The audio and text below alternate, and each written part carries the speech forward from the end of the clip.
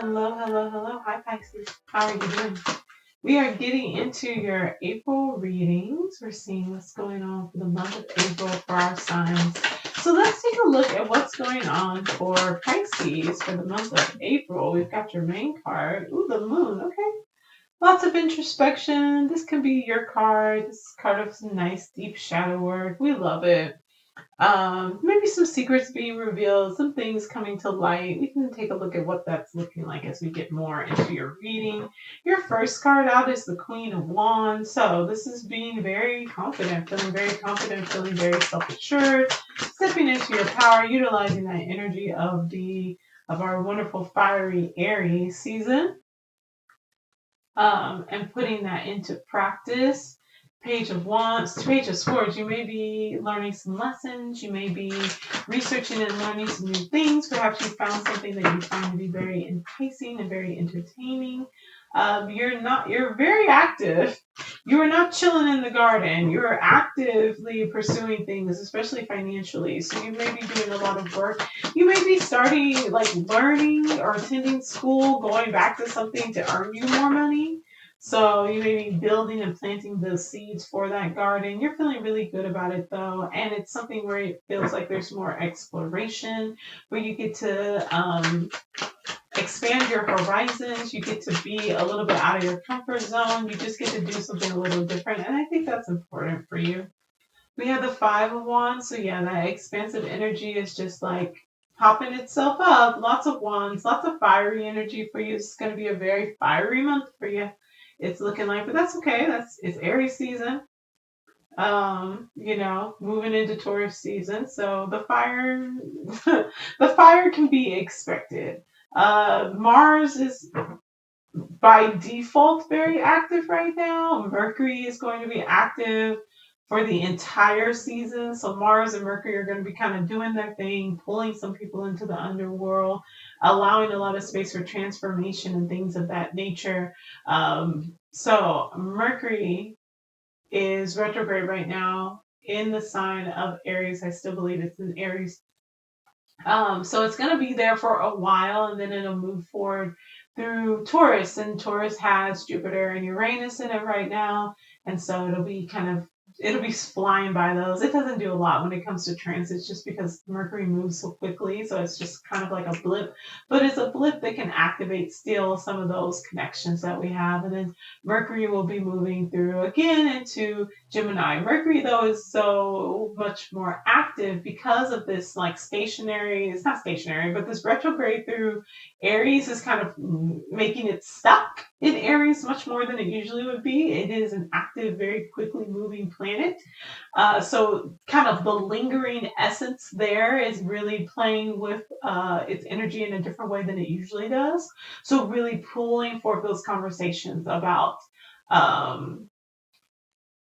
where we need to be looking at who we are, our ego, where our ego may be inflated, where we may need to do some releasing, where we may need to get a little creative, where we need to be speaking up for ourselves or expressing our ideas, really stepping into this, like, Aries Mercury energy, the energy of the magician, transformation, change, and alchemy, going within and combining the ego and the conscious and the unconscious. And then we have, as it moves through that, we have Venus, who is doing its usual thing, but Venus is coming to its superior conjunction in the sign of Gemini at the end or at the beginning of June, at the very beginning of June. So Venus will be going through its underworld journey in Gemini. And Gemini is ruled by Mercury. So Mercury is very active for the springtime, moving into the very beginning of summer. And so this is just a time where there will be a lot of transformation, a lot of change, a lot of fiery communication, a lot of fiery, like, expression of our ideas, our bringing our ideas to fruition. So this energy of the Five of Wands is not surprising. All of this fiery energy is not surprising whatsoever. This conflict that you may be experiencing with others externally as they are trying to express themselves, your home front will be very nice and stable. So that may be why you're retreating to the home front, because it is the place where you feel safe. It is the place where you find grounding and joy and happiness. And so you're going within to do some reflecting there, some retreating there. We have the Magician in reverse that's showing up here. Yeah, there's some work that needs to be done. I was really hoping it would be upright, but there's some work that needs to be done internally. That's why probably the moon is showing up here. There's some internal exploration that needs to be happening. Some light that perhaps is not being shown. We have this two of wands here. Some part of you that maybe is still hidden away or that you're keeping safe because of this external conflict that you've been experiencing, people that have maybe been pushing back against some of the creative flows that you've been wanting to do. And there's some exploration that needs to be happening. There is some like deep internal work that needs to be going on. Let's take a look and see what the end of the month brings for you, to see if we get into what's going on with that. We have a Two of Cups. So coming together, partnering on a project, partnering with your partner. Maybe some finding some love, some things like that, depending on where you are. We're getting into this cups energy. So celebration, having fun, coming together. So things lighten up towards the end of the month. We do get that Five of Swords though, so you're still working on this five energy. Again, fiery energy.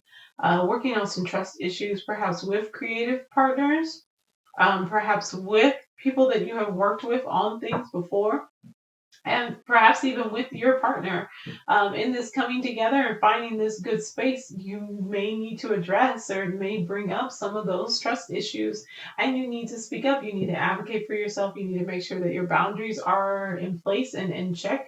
You need to be voicing and communicating what's going on here. I'd like to pull on for the moon, the hermit, and the, yeah, okay, so we're looking at some of these long-term impacts, the legacy. So one, I would take a look at, while you're doing this internal work, a relationship with your mother, the moon.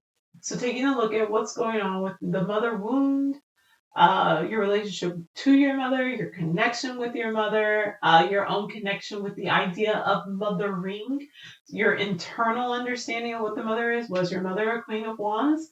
Was she very fiery? Was she very theatric, dramatic? Was she very, kind of could suck up all the air in the room and would burn it up real quick, so there was no space for your ideas or for you to exist and things like that? What traits of those do you have? Where have you may have felt a little disempowered, like you did not have control over your space and time and things like that, because those elements were taken up by, the idea of caring for others, or your mother kind of needing that space for herself. The legacy that you have inherited or that you are creating, this is the shadow work that needs to be done around these long-term investments, this long-term legacy that you're developing, in order for you to actually be able to move forward. And part of that will be allowing yourself to come into partnership, allowing yourself to find joy in that partnership, creatively and emotionally, and in healing these trust issues. You must learn to trust yourself. You must learn that you can speak up for yourself. You must learn that, there is nothing there's nothing wrong with taking up space, but it is wise to be mindful of centering yourself to the point where you do not realize that there isn't any room for anyone else. And that can be a difficult lesson to learn when Aries energy, Mars energy, Mercury energy is very, very active, because they're very, they're the beginning signs. They're Aries is cardinal fire. Taurus is fixed earth, stabilizing, but we don't get enough Taurus energy to really provide that stability. You just go from cardinal fire to mutable air. So it is very hot, very quick, very fast, very intense. And that can be something that can throw things off. Your outcome card is Judgment, so fresh beginning. Judgment card is also can be tied to mothering. It can be tied to the circumstances that may have been active when you were being born, or that your mother was going through, things like that. There's a large piece here about legacy, and really like addressing these pieces about legacy and allowing yourself to be reborn, to know that you were here for a purpose, that even if perhaps the circumstances around your birth were not the happiest, that the universe needed you here, and you are here to serve that purpose.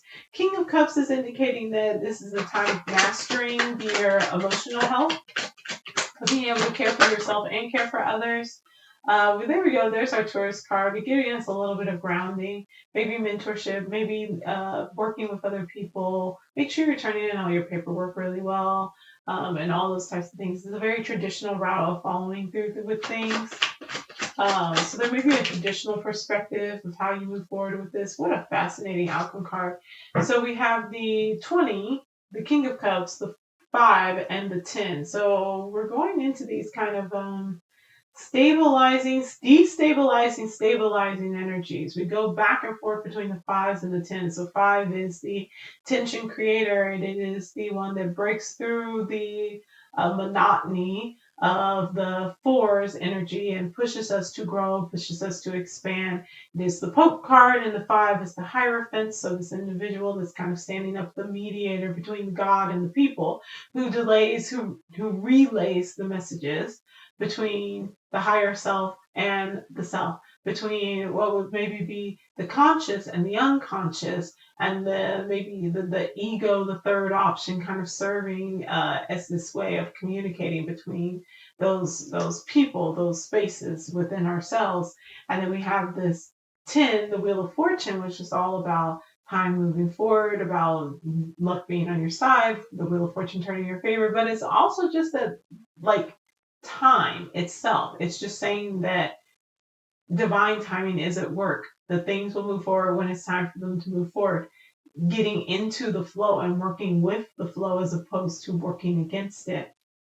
And so when we look at this Judgment card, this Rebirth card, this space of recreating and coming into our own, of being called to our purpose, which allows us to feel like we have been reborn, and then being clarified by King of Cups, which is that mastering of that emotional energy, the mastering of this space of the relationship between this moon, the hermit, the magician in reverse, and kind of this coming together. And like, how do you work with partnership? How do you work with friendship? Because we have a 2 of Cups and a 3 of Cups, partnership and friendship, creative endeavors that you're coming together and working with others, as well as joy and friendship and community.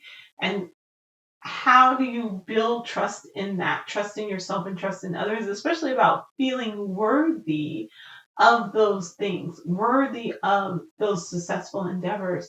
And part of that is working with this 25, 10 energy, this 5's energies and this 10 energy, big numbers for you. We have 19 as the moon, we have 9 as the hermit, so we're getting a lot of this 9 energy as well. We have 9 in the